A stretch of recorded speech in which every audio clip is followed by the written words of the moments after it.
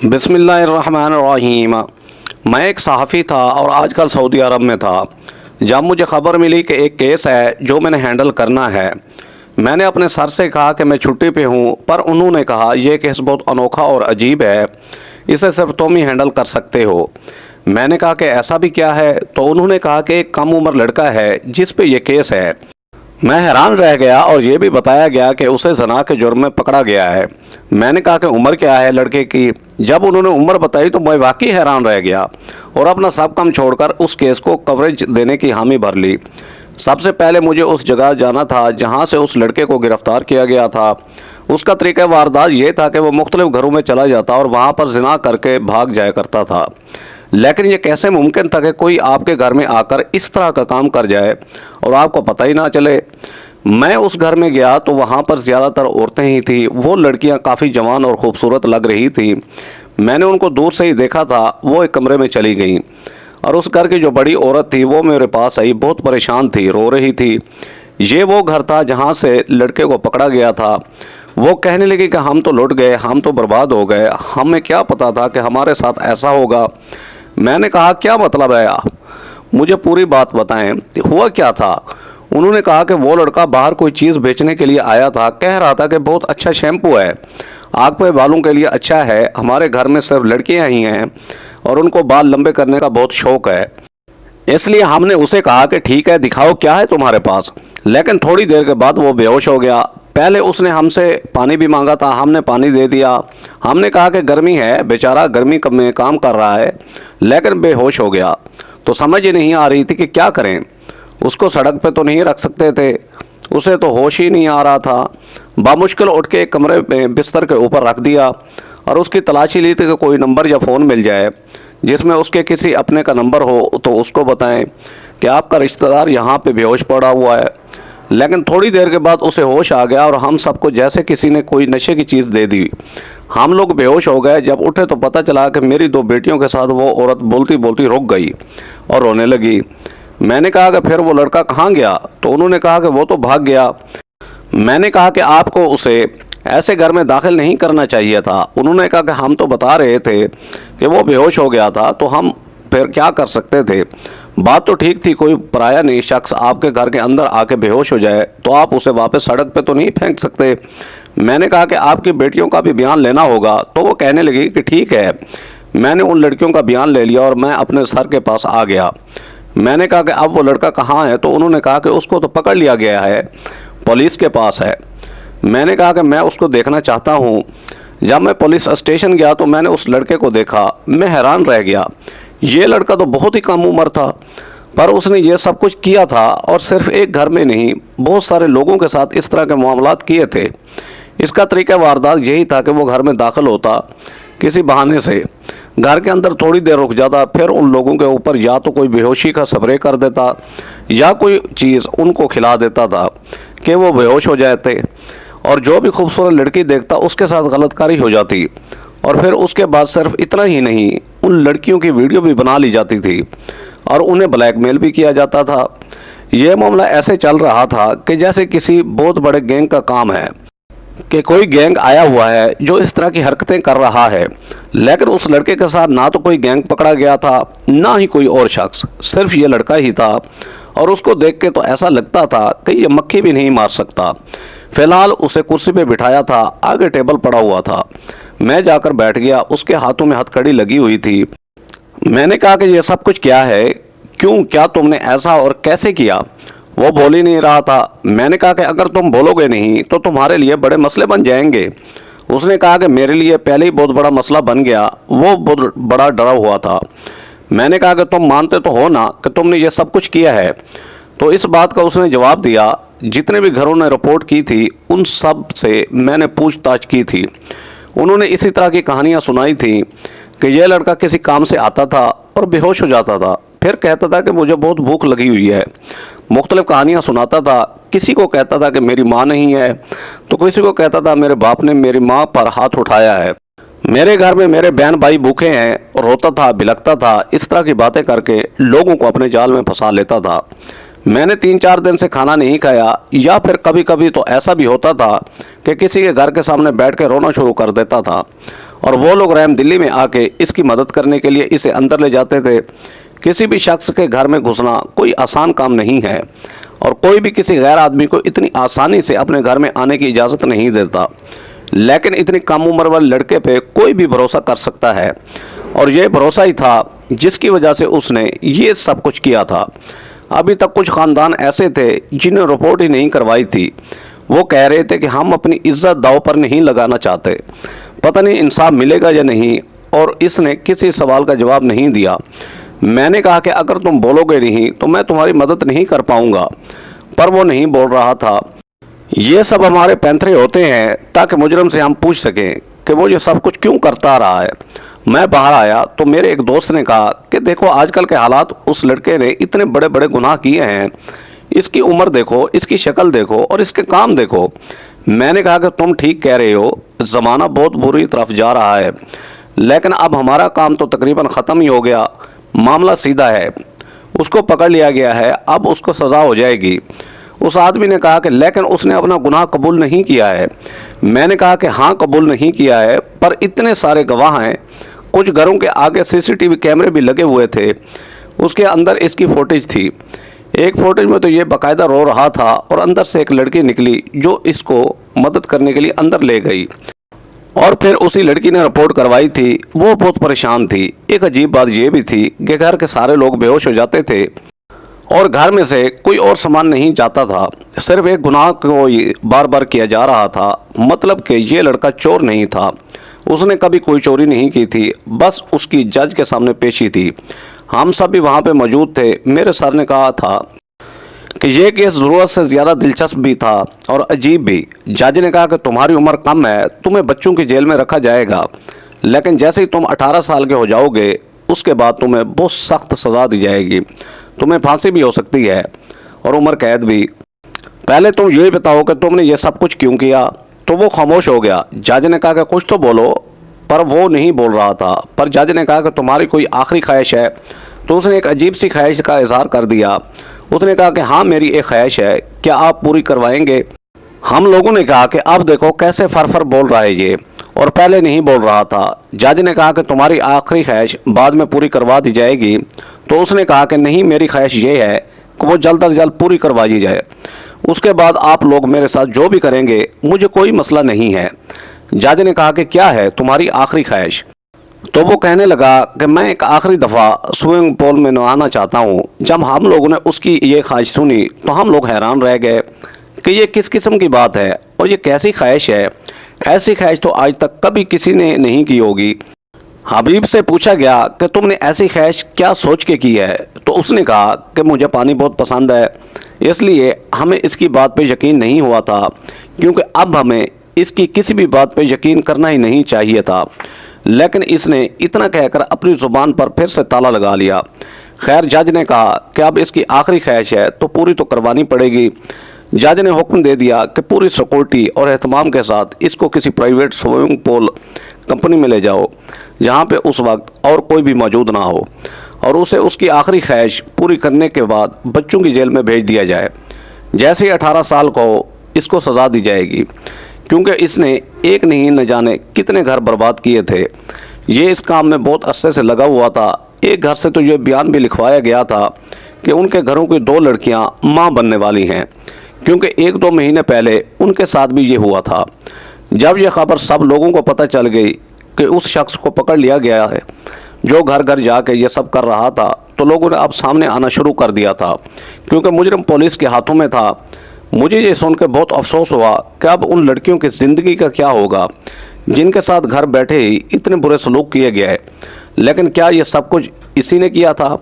اس کی انوکھی آخری خواہش کی تکمیل کے لیے ہم لوگ ایک پرائیویٹ سوئمنگ پول میں پہنچ گئے اور ان لوگوں کو بتایا کہ ہم لوگ کیا چاہتے ہیں۔ انہوں نے کہا کہ اگر آپ پیسے دیں تو ٹھیک ہے، جیسا آپ چاہیں گے ویسا ہی ہوگا۔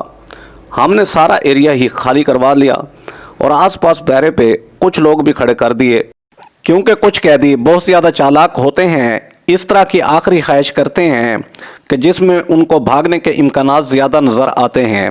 اور وہ پاگل بنا کے بھاگ جاتے ہیں۔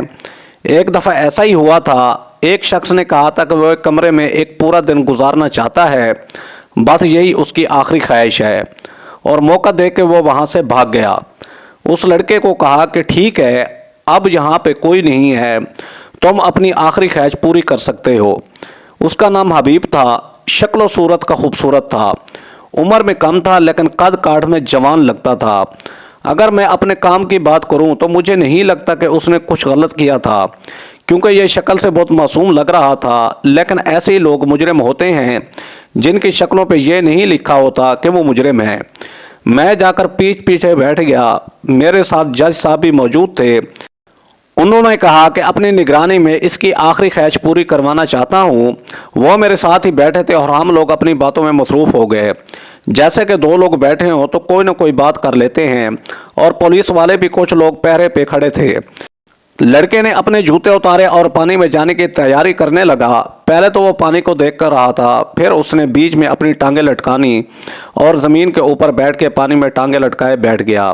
تھوڑی دیر کے بعد پانی کے اندر چلا گیا۔ ظاہر ہے اگر اس نے یہ آخری خواہش کی تھی تو مجھے سوئمنگ پول میں تیراکی کرنی ہے تو پھر اس کو تیراکی بھی آتی ہوگی، لیکن تھوڑی دیر کے بعد ہم نے ایسا منظر دیکھا کہ ہم حیران رہ گئے۔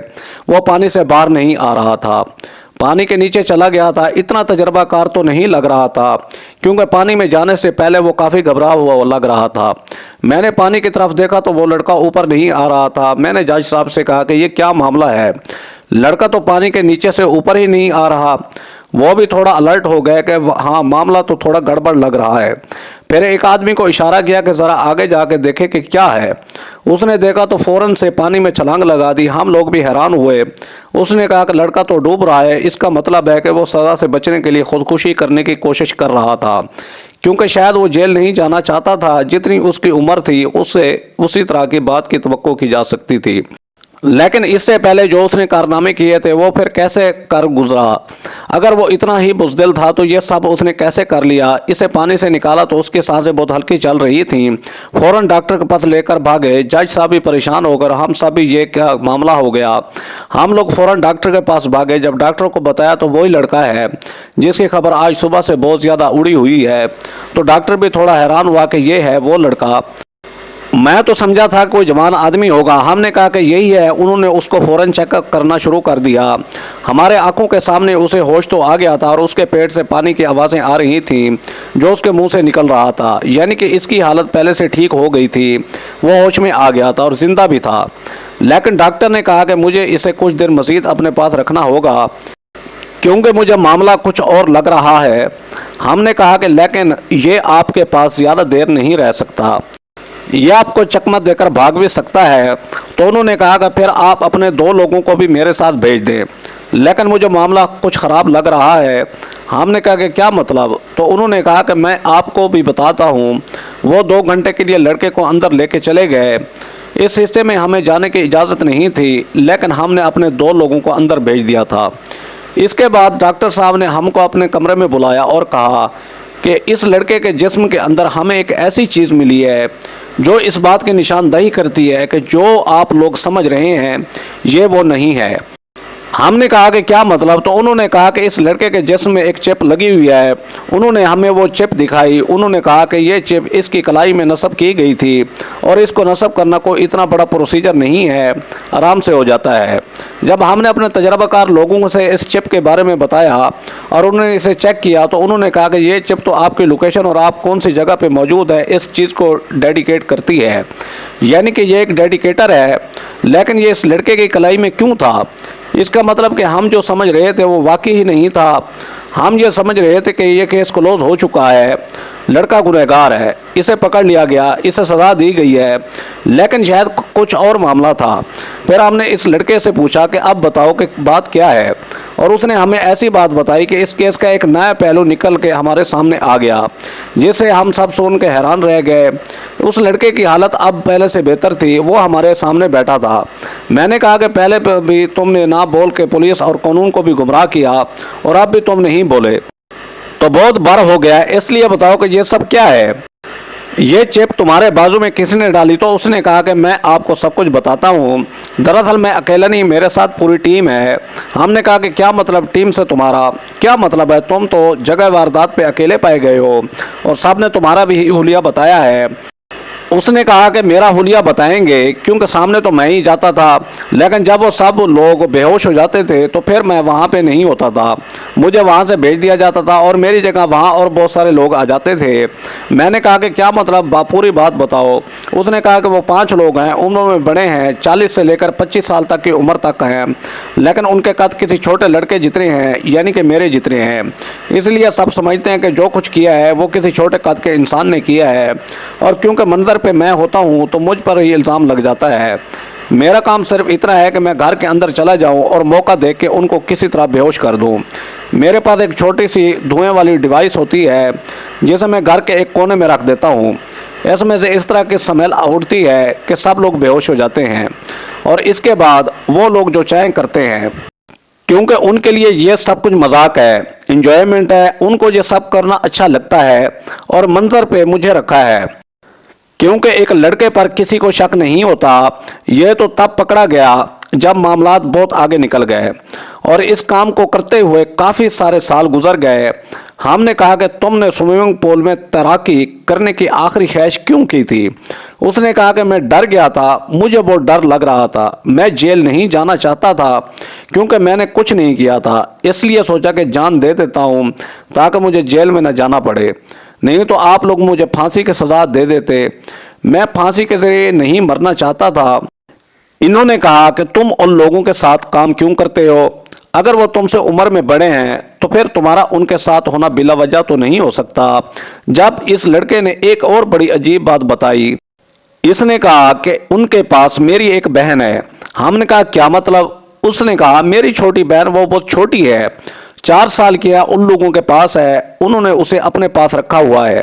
وہ کہتے کہ اگر تم نے ہماری بات نہیں مانی تو ہم تمہاری بہن کو جان سے مار دیں گے، اس لیے میں یہ سب کچھ کرتا ہوں، لیکن اب مجھے پتہ چل گیا کہ میں اپنی بہن کو بھی بچا نہیں پاتا، اس لیے خودکشی کرنا چاہتا تھا، کیونکہ جب میں اس کی حفاظت ہی نہ کر پایا تو زندہ رہ کے کیا کرتا۔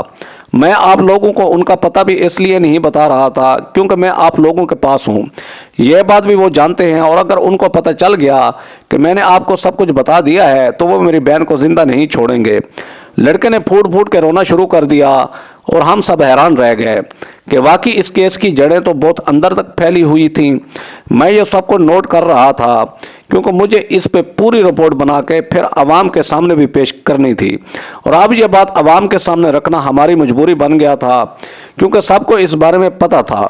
اس کا مطلب یہ لڑکا بے قصور تھا، اس کا قصور تو نہیں تھا کہ اس کو جیل میں بھیج دیا جاتا، یہ تو خود مجبور تھا، یہ خود وکٹم تھا، مجرم نہیں تھا۔ اس کو ہم نے ایک محفوظ مقام پر منتقل کر دیا اور میں نے اس لڑکے کو یقین دلایا کہ یہ لوگ تمہاری مدد کریں گے۔ میں بھی سب کو بتاؤں گا کہ تمہاری غلطی نہیں تھی اور تمہاری بہن کو بھی بچا لیا جائے گا، تم فکر نہیں کرو۔ اب ان لوگوں کو پکڑنا پولیس کا کام تھا، لیکن میں حیران تھا کہ انہوں نے کس طرح سے یہ چال چلی تھی۔ منظر پہ اس لڑکے کو رکھا تھا اور اس کے پیچھے پورا گینگ تھا۔ پولیس سرگرم ہو گئی، لڑکے سے ان کے حلیے پوچھے گئے، اسے مختلف لوگوں کی تصویریں دکھائی گئیں، کچھ مجرم پولیس کو مطلوب تھے، ان کا پورا ایک البم تھا، 2 لوگ تو ان میں سے ہی نکل آئے۔ لڑکے نے کہا یہ دونوں بھی ہیں اس گینگ میں، باقی 3 لوگوں کا پتہ نہیں تھا۔ جب ان کو پکڑ لیا گیا تو پولیس نے ایک بہت بڑی پریس کانفرنس بھی کی جس میں ان کو بٹھایا اور اس لڑکے کو بھی، اور ساری کہانی میں نے عوام کے سامنے پیش کی اور ان کو بتایا کہ معاملہ کیا تھا۔ سب لوگ حیران تھے۔ میں نے ان لڑکوں کو دیکھا، واقعی ان کے قد چھوٹے چھوٹے تھے لیکن عمر میں بہت زیادہ تھے۔ پتہ چلا کہ وہ 3 بھائی اور ان میں سے 2 آپس میں کزن ہیں، یعنی ایک دوسرے کے رشتہ دار تھے، شکلیں بھی ملتی جلتی تھیں۔ ہم نے حبیب کی بہن کا بھی پتہ لگوا لیا۔ جب اسے حبیب کے پاس پہنچایا تو وہ خوشی سے نہال ہو گیا۔ وہ لڑکی بھی اپنے بھائی کے گلے لگ کے رونے لگی، بہت ڈری ہوئی تھی۔ حبیب نے شکریہ ادا کیا، اسے 3 مہینے کے لیے کونسلنگ کے لیے بھیج دیا گیا تاکہ وہ دوبارہ ایسے لوگوں کے ہاتھ میں آ کر اعلیٰ کار نہ بن سکے۔ پھر اس کے بعد ان دونوں بچوں کو چائلڈ کیئر ایسوسی ایشن کے حوالے کیا کہ جب تک وہ دونوں بالغ نہیں ہو جاتے ان کا سارا خرچہ اور ان کی ذمہ داری اس ادارے کی تھی۔ کبھی کبھی حبیب سے ملنے چلا جاتا ہوں، وہ بہت شکریہ کرتا ہے، اپنی بہن کے ساتھ وہیں رہتا ہے، یہ بھی پتہ چلا ہے کہ اس کے ماں باپ اس دنیا سے یوں ہی نہیں گئے، ان کے پیچھے بھی یہی لوگ تھے جنہوں نے ان کے ماں باپ کو مار ڈالا اور پھر ان بچوں کو استعمال کیا۔ وہ کہتے ہیں نا کہ جو جیسا ہوتا ہے ویسا دکھائی نہیں دیتا۔ اگر ہم لوگ اس کیس کی تہہ تک نہ پہنچتے تو ہم شاید ابھی حبیب کو سزا سنا کے جیل میں بھی ڈال چکے ہوتے۔ اس کو سزا مل جاتی اور اس کی بہن ہمیشہ کے لیے کہیں کھو جاتی، اور یہ لوگ حبیب جیسے ہی کسی اور شخص کو تلاش کر کے اپنے مکروہ دھندے میں ملوث رہتے، لیکن شاید ان کا وقت آنا بھی لکھا تھا کہ جلدی پکڑے گئے۔ لیکن میں ابھی بھی یہ سوچ کے حیران ہوتا ہوں کہ انہوں نے کتنا گہرا کھیل رچایا تھا کہ اس تک کوئی پہنچ نہیں سکتا تھا۔ ابھی آپ لوگ بتائیں کہ آپ نے بھی یہی سوچا تھا کہ یہ سب کچھ حبیب نے کیا ہوگا، یا آپ لوگوں کے دماغ میں یہ بات بھی آئی تھی کہ شاید اس سب کے پیچھے کوئی اور ہو، کیونکہ ہر گھر میں سے حبیب کوئی نکلتے اور جاتے دیکھا جا رہا تھا، وہی گھر کے اندر جاتا تھا وہی نکلتا تھا، اور لوگ کہتے تھے کہ ایک ہی لڑکا تھا جو چھوٹے قد کا تھا، وہی ہمارے گھر میں آیا تھا، اور اسی کے بعد یہ سب کچھ ہوا ہے۔ ناظرین، ویڈیو پسند ہے تو میرے چینل شوکت وائس کو سبسکرائب کر کے بیل آئیکن کو دبا کر آل پر کلک کر دیں تاکہ آپ کو ہر آنے والی نیو ویڈیو کا نوٹیفیکیشن سب سے پہلے ملے۔ Thanks for watching. اللہ حافظ۔